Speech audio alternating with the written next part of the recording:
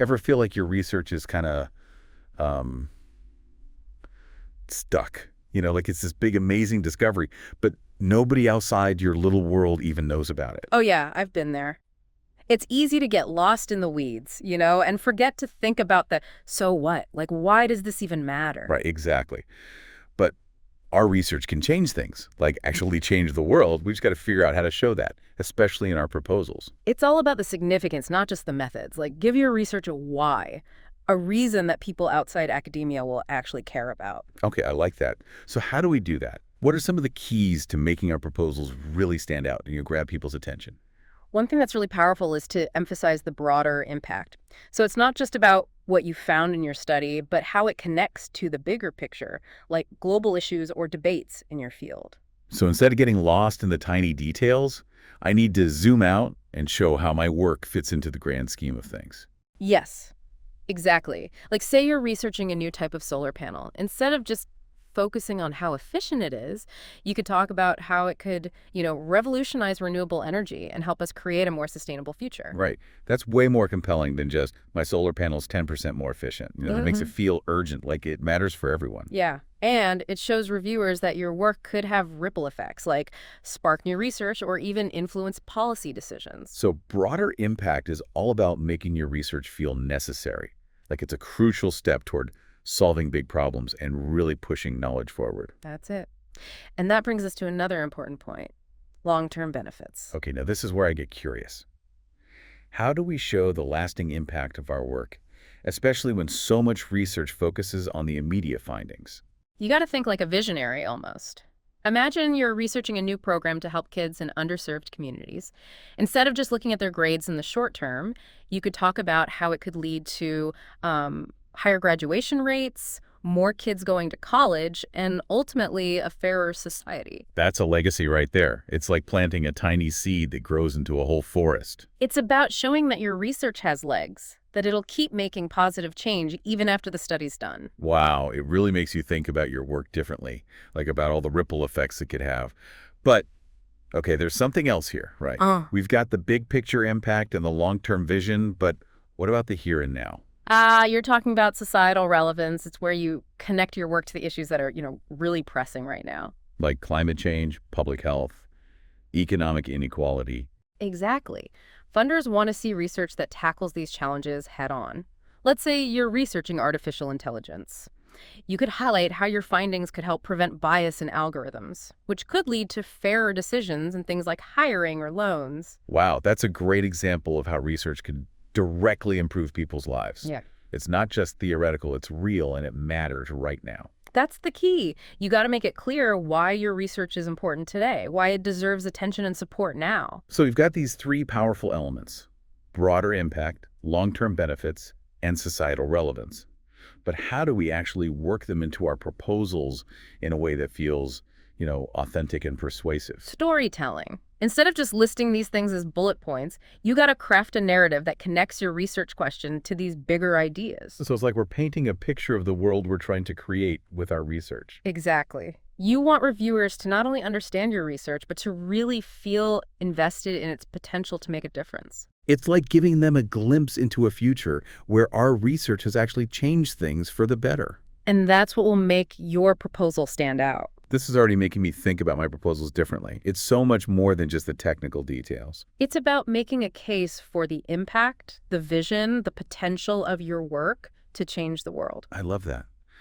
Okay, so we've laid the foundation, but now I'm ready to get into the nitty-gritty of how to actually craft these compelling narratives. Let's do it. Okay, so let's get tactical. We talked about the why, but now I want to know the how. Like, how do we actually show those elements, the impact, the benefits, the relevance in our proposals in a way that really grabs people? It all comes down to storytelling, Instead of just saying your research will have a broader impact, you paint a picture of what that impact would actually look like. Give me an example. Let's say I'm researching, I don't know, a new approach to early childhood education. Okay, great example. So instead of saying, this research will improve early learning outcomes, which is kind of dry, you could say something like, imagine a future where every child, no matter where they come from, starts school ready to succeed. Okay, yeah, I like that. This research will develop a curriculum that helps teachers build that foundation, a foundation that could help close achievement gaps and create a more equitable society. Oh, I see what you mean. It's like you're taking the reviewers on a journey, you know? They Yeah. can really see the potential. Exactly. You're making it tangible, giving it an emotional punch. And that's what people remember. So it's not just about the facts, it's about how you present them, how you make them come alive. Right. And another good strategy is to connect your research to existing initiatives or policy goals.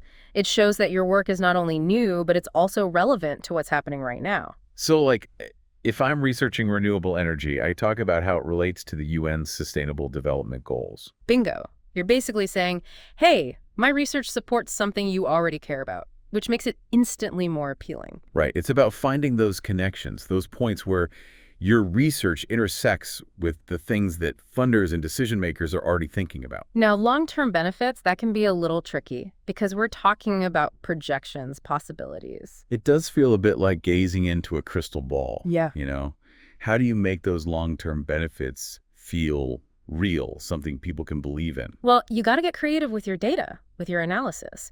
If you're researching a new medical treatment, you could project how many lives it could save over the next decade. If you're developing some new technology, you could model its impact on the economy, how many jobs it could create. So it's not just guesswork, it's grounded in solid analysis and evidence. Exactly. And don't be afraid to use historical examples. Like, if there's a precedent for research in your field leading to big breakthroughs, bring that up. It lends credibility to your argument. Like, hey, remember what happened when we invested in this kind of research before? Just imagine what we could achieve now. Yeah, it gives context and shows the potential for real, lasting change. Okay, this is making sense. We're painting pictures, connecting to bigger trends, projecting future impact. What else can we do to make these proposals really sing? Words matter. Choose words that evoke emotion, that highlight the transformative potential of your work. Instead of "this research will help," say "this research will empower or revolutionize or catalyze." I see. It's about making the language more dynamic, more exciting. You want your proposal to be informative, yes, but also inspiring. You want reviewers to walk away feeling like they've seen a vision of a better future. So it's not just a research plan, it's a vision statement. Exactly. And that vision can make all the difference in getting the support you need to make it happen. This has been so helpful. I'm starting to feel like I can write proposals that not only showcase my research, but also really capture people's imaginations. That's what we want. But before we get too excited, there's one more crucial piece: dissemination. Right, because it's one thing to do amazing research, but it's another to get it out there, where it can actually make a difference. We'll dive into that in the next part: how to effectively share your research and make sure it reaches the people who need it most. All right, let's talk about getting the word out. We've covered how to write impactful research proposals, how to highlight the broader impact and the long-term benefits and all that. But now what? How do we actually make sure our research doesn't just end up like gathering dust on a shelf somewhere? You're absolutely right. Dissemination, that's the bridge between doing great research and actually making a real-world impact. It's about sharing what we find with the people who can actually use it to make a difference. Okay, so how do we make sure the right people are seeing our work? I mean, let's be real, most people aren't spending their weekends reading academic journals, right? Yeah, definitely not. We've got to be strategic and think outside the box, beyond those traditional publishing routes. Open access publishing, for example, that can be huge. By making our research free online, we're getting rid of all those paywalls and subscriptions that can limit who can see it. I love that. It's like democratizing knowledge, making it available to anyone who has an internet connection. What else can we do to break out of that academic bubble? Conferences and presentations, those are great for connecting with other researchers and experts in your field. It's a chance to share your work, have some good discussions, and maybe even start some collaborations that can, amplify your impact. Networking and knowledge sharing, that's a powerful combo. But we need to reach beyond just academics. For sure. Social media, believe it or not, can be a really powerful tool for researchers.